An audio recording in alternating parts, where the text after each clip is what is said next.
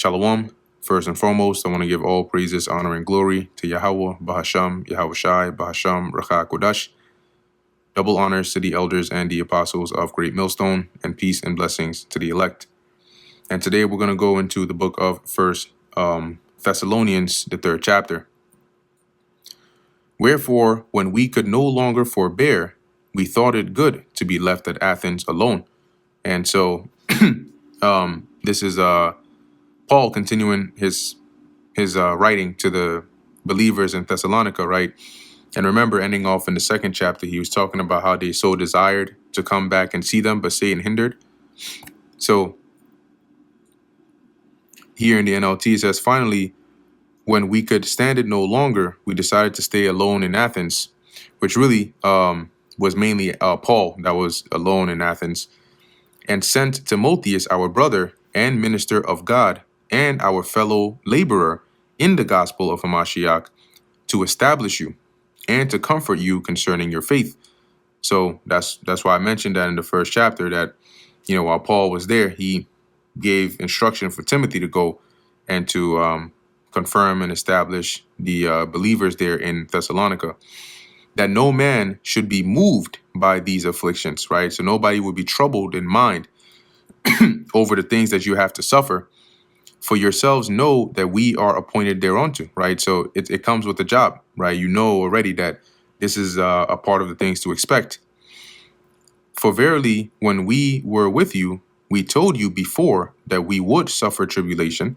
So a part of the things we taught you was that tribulation would come for the things we believe in, even as it came to pass, and you know, right? And just as while they were there, they suffered an example of it, right? Which the believers there witnessed in having to evacuate Paul and Silas and Timothy out of there.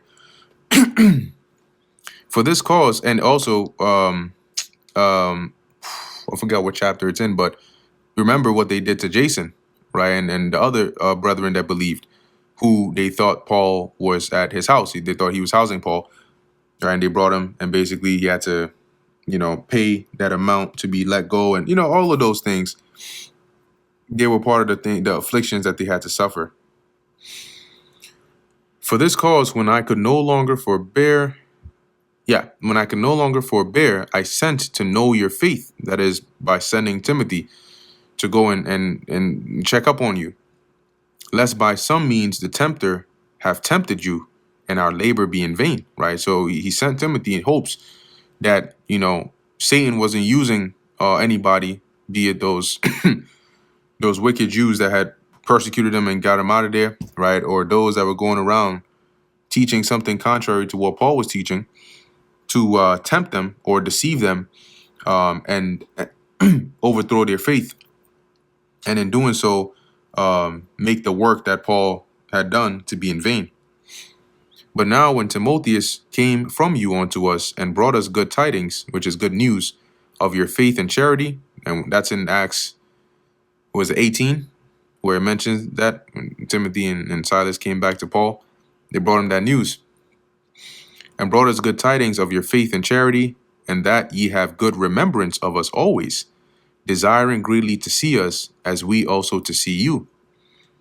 So he was relieved to hear that okay, they're doing good. You know, they weren't shaken up. They're not, you know, leaving the faith. They didn't become weak, you know, but they still keep us in mind, you know, and all of that.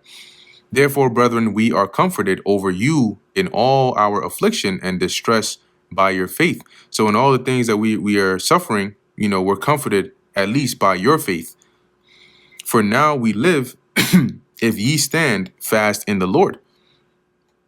And I'll read that here in the NLT. It says, it gives us new life to know that you are standing firm in the Lord.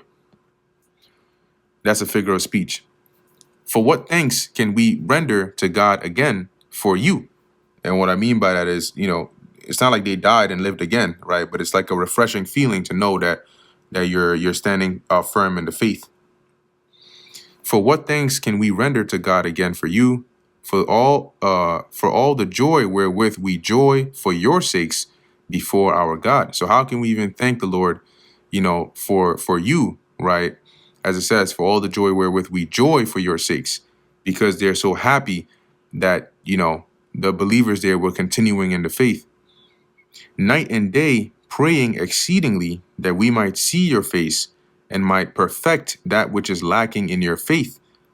So Paul, as he's saying, right, was praying, heavily to have a chance to go back there, to see them, to speak to them, and anything and where they were lacking, or were weakened, he might strengthen them. Now God himself and our Father and our Lord Yahushua HaMashiach direct our way unto you. So basically, by the will of the Lord, may we be able to someday make our way back to you. And the Lord make you to increase and abound in love one toward another and toward all men, even as we do towards you. Right? And that love goes into also being hospitable, to the end he may establish, which is another way of saying establish, your hearts unblameable in holiness before God. So in doing so, right, and you walking in these ways, the Lord would establish or confirm your minds in an unblameable way, right, and in being holy through your actions and your faith before God, even our Father, at the coming of our Lord Yahushua with all his saints, right, so that you can be confirmed, you can be established, and at the return of the Lord, you can be found holy and unblameable, when the Lord comes back, as it says, with all his saints. And those are the Israelites. Because remember, well, I think he's actually going to go into it in the next chapter or the fifth about the those that died in Yahushua. So this brings us to the end of the book of 1 Thessalonians, the 3rd chapter. Lord willing, that was edifying to the elect. In closing, I want to give all praises, honor, and glory to Yahweh, Bahasham, Yahushai, Bahasham, Rachak, Wadash. And until next time, Shalom.